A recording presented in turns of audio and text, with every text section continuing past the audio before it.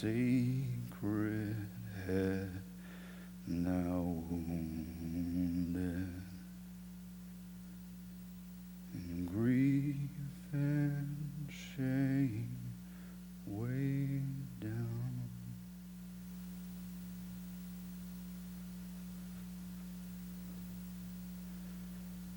Coward. Miserable, slinking, frightened, degenerated, craven coward. A nothing. A nobody. An abject, weak, disloyal hider behind the silly pointlessness of bombastic shouted curses. You rabbit. You mouse. You woefully inadequate excuse for a man. Tower of strength. Tower of shivering, quivering fear. Coward! Coward! Coward! How could you have done this horrible thing? How could you have betrayed him you love more than life? One thing is damningly clear. You do not. At least you did not love him more than life. To save your miserable little life, you cursed him. You cursed him whom you love. Reviled him and denied him. Oh God in heaven, how could I have done this infamous thing? How could I have done it? How?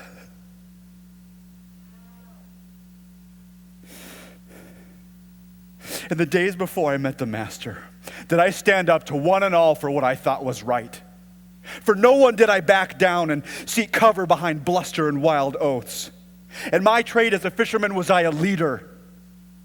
Men listened to me, and tax collectors approached me with care, moderate and reasonable in their demands. True, I challenged no Romans, but then no Romans came my way. Always did I have the feeling that if the opportunity arose, I would be capable of handling any Roman threat. But these weren't even Romans. They were but servants of the high priest. How could I have? They were drunk with power. They truly would have killed me. And would that they had, ere I had denied him who I have served these 3 years with a devotion I did not previously know I possessed. Or else they should have killed me after my awful act, that I should stand here in abysmal anguish and eternal disgrace. God, how could I have done this thing? He called me a rock. A rock of aged, brittle shale that shatters into disintegration at a single blow. Upon this rock, I will build my church.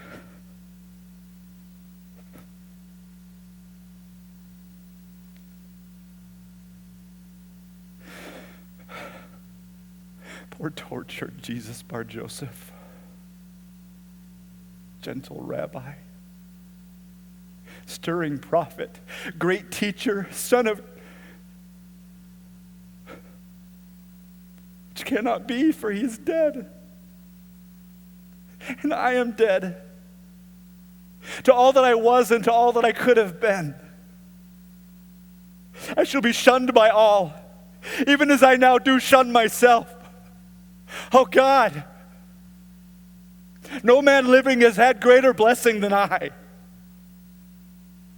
And no man who has breathed is to be more despised than I. None. Not even poor misguided Judas, for he at least thought he was right. While I, even in my fear-ridden mind, shriveled into stammering, quaking, knew I was wrong. Miserable, ground-hugging coward, how despicable you are and always will be. Better to take your puny, worthless life. For no one will ever find it possible to forgive this awful act. No one.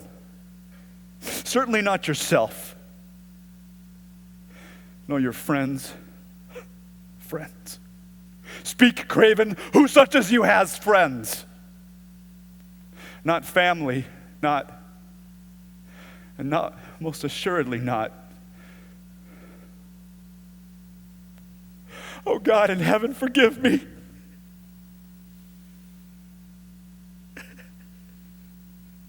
Forgive me.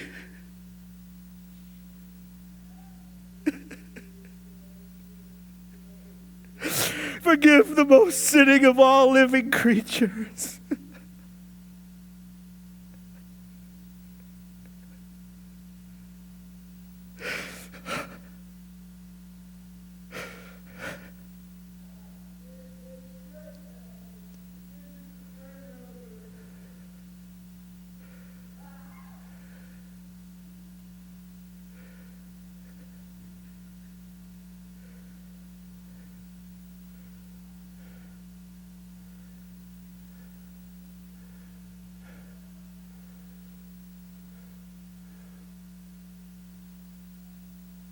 What is this you feel?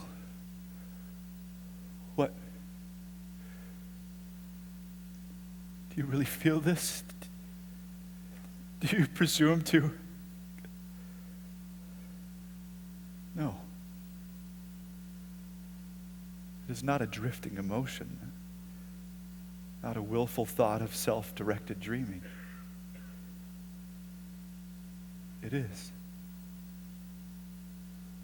It really is real. In me, with me, real. I know somehow that I am forgiven. Oh God of majesty and dominion, how can this be? How is it I could be forgiven this terrible act? This awful denial, this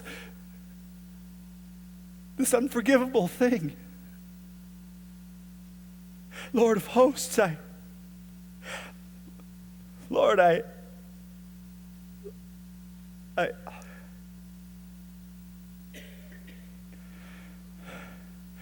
can say nothing. I do not understand it, but I can refuse it not. I am forgiven.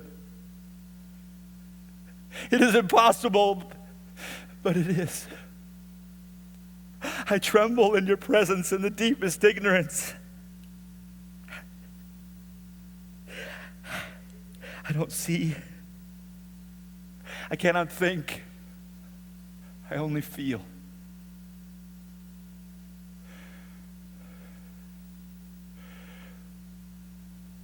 I will not question again. My God has filled my heart, but left my mind blank. It is enough. I am through with denials. I will live only for that which is positive. I will accept. I will not question. I will not demand to be informed. I am yours, O God in heaven. Do with me what you will. Use me as you will. You have touched me with your rabbi. You've shown me my nothingness and my fear and trembling denial of that rabbi. And you have ransomed me with your unfathomable forgiveness. I am yours. Use me. I will await your command. It will come. That I know. It will come.